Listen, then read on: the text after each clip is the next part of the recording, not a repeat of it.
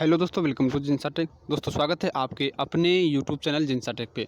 दोस्तों आज की इस वीडियो में बात करते हैं उत्तर प्रदेश जूनियर शिक्षक भर्ती एवं प्रधानाध्यापक शिक्षक भर्ती का ऑनलाइन आवेदन चालू हो चुके हैं, यानी ऑनलाइन आवेदन कर सकते हैं। ऐसे में ऑनलाइन आवेदन करने से पहले आपको कुछ बातों का ध्यान रखना पड़ सकता है, यानी कुछ बातों को आपको ध्यान रखना पड़ेगा, क्योंकि मतलब कि ऐसे में आपकी जो है यहाँ पर भर्ती प्रक्रिया से बाहर हो सकते हैं। अगर इन बातों का आप ध्यान नहीं रखेंगे तो जो है आप मतलब कि फाइनल सिलेक्शन से आप बाहर हो सकते हैं। तो किन बातों का ध्यान रखना पड़ेगा, और बात करते हैं कि मतलब कि किन विषय को यहाँ को मतलब कौन सा सब्जेक्ट चुनना है, इनके बारे में बात कर लेते हैं। और मतलब कि बीएड के लिए जो 50% अनिवार्य है, तो वो क्या मतलब कि ओबीसी एससी एसटी सबके लिए अनिवार्य है। तो देखते हैं सारी जानकारी इस वीडियो में, इसलिए वीडियो को बिना स्किप किए आखिरी तक जरूर देखें।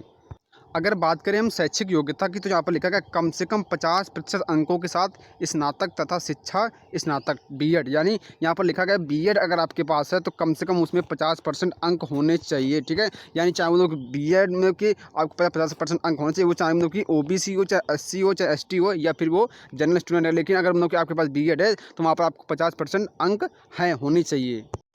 और ये सिर्फ बीएड वालों के लिए है, बाकी लोग बीटीसी के लिए ये मतलब कि अप्लाई नहीं है। सिर्फ बीएड वालों के लिए जो है ये अप्लाई है, यानी बीएड वाले स्टूडेंट है उनके लिए मतलब कि 50% अप्लाई है। लेकिन जो बीटीसी या मतलब कोई मतलब कि दूसरी डिग्री रखे है, शिक्षा डिग्री है, उनके लिए सिस्टम अप्लाई नहीं है। ठीक है, यानी जो जिन लोगों के पास मतलब 50% अंक के साथ बीएड बीटीसी है या मतलब बीएड है, तभी आप इसमें एलिजिबल हैं। चाहे वो ओबीसी हो, चाहे एससी हो, चाहे एसटी हो, चाहे वो जनरल है, सबके लिए अनिवार्य है। तो ऐसे में 50% की अनिवार्यता यहाँ पर मतलब कि कंफ्यूजन दूर हो जाता है, यानी 50% अनिवार्य जो है सबके लिए है, ओबीसी एससी एसटी और सबके लिए जनरल के लिए भी अप्लाई होता है, मतलब कि 50%। और साथ में ही आपके पास मतलब कि 10+2 यानी 10+2 होना चाहिए, प्लस में आपके पास शिक्षा की डिग्री होनी चाहिए, और साथ में ही स्नातक होना चाहिए। अगर आपके पास बीएड है तो वहाँ पर आपको 50% अंक होना चाहिए, मतलब कि मिनिमम 50% होना चाहिए। ठीक है, और फिर प्लस साथ में आपके पास जो है मतलब कि जूनियर लेवल का टेट भी होना चाहिए। और यहाँ पर अगर बात करें एज की, आयु सीमा की बात करें, तो यहाँ पर एज जो है आपकी 21 से लेकर 40 के बीच में होनी चाहिए। ठीक है, यानी 21 से लेकर 40 के बीच में आपकी आयु सीमा होनी चाहिए। अब बात करते हैं ऑनलाइन आवेदन करने से पहले आपको किन बातों का ध्यान रखना पड़ेगा, जो कि बहुत ही इंपॉर्टेंट है।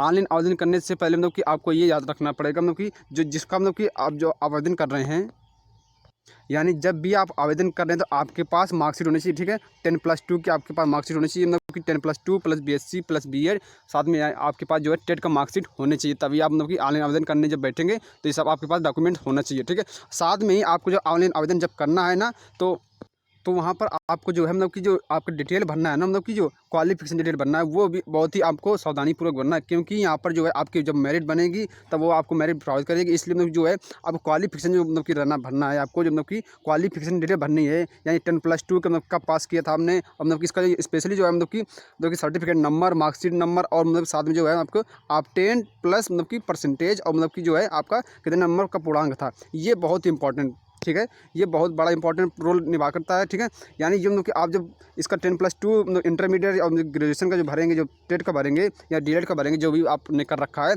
जब आप इसका मतलब मार्कशीट अपलोड करेंगे, यानी जब इसका मतलब कि जब इसका डिटेल भरेंगे ना, तब बहुत ही आपको बहुत सावधानी पूर्वक भरना है। यहाँ पर मतलब कि आपको एक भी किसी भी प्रकार की गलती नहीं करना है, क्योंकि ऐसा बहुत होता है, क्योंकि मतलब कि यहाँ पर संशोधन करने का आपको मौका नहीं मिलेगा। और साथ में ही जो है साथ में जो आपकी मेरिट बनती है वो ये इसी से बनती है, यानी 10+2 से बनती है आपकी मेरिट। जो आप क्वालिफिकेशन डिटेल भरेंगे इसी से आपकी मेरिट बनती है। इसलिए मतलब यहाँ पर जो है आपको बहुत ही सावधानीपूर्वक बनना है।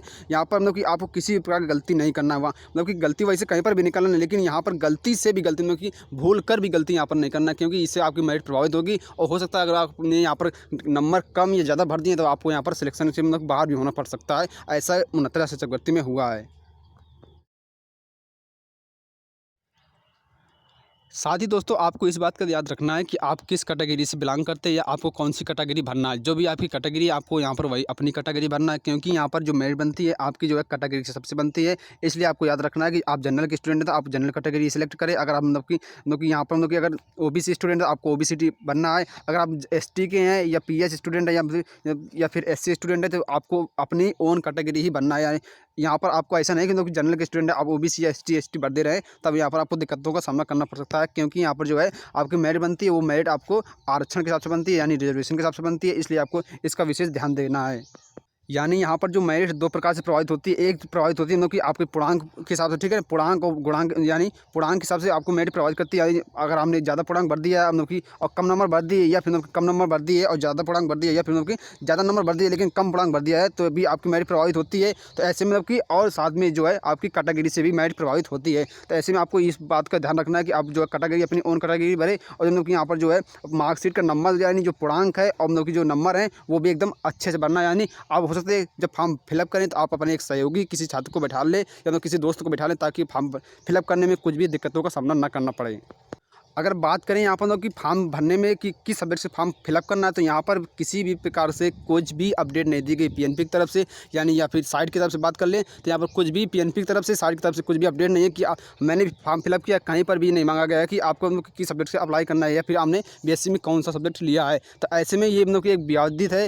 हो सकता है इसके बारे में पीएनपी की तरफ से बाद में अपडेट दे दी जाए, इन्फॉर्मेशन दे दी जाए, लेकिन फिलहाल की अभी अपडेट है कि यहाँ पर विषय से संबंधित कुछ भी अपडेट नहीं है। यानी यहाँ पर किस सब्जेक्ट से आप अप्लाई करना चाहते हैं, किस में मतलब कि अप्लाई करेंगे, यहाँ पर कुछ भी नहीं बताया गया। यहाँ पर सिर्फ बताया गया कि आपको जो है किस में अप्लाई करना है, यानी जूनियर शिक्षक भर्ती में अप्लाई करना है या फिर मतलब कि प्रिंसिपल के लिए अप्लाई करना है, या फिर आप दोनों के लिए अप्लाई करना चाहते हैं। लेकिन यहाँ पर मतलब कि सब्जेक्ट के लिए कोई भी इन्फॉर्मेशन नहीं दी गई। बाद में हो सकता है इसके बारे में इन्फॉर्मेशन दे दी जाए, तो अगर इन्फॉर्मेशन इसके बारे में आती है तो आपको हम प्रोवाइड कर देंगे। आई होप, मतलब कि आशा करते हैं आपको वीडियो अच्छा लगा होगा। वीडियो अच्छा लगा तो लाइक, कमेंट और सब्सक्राइब करना न भूलें। Thank you.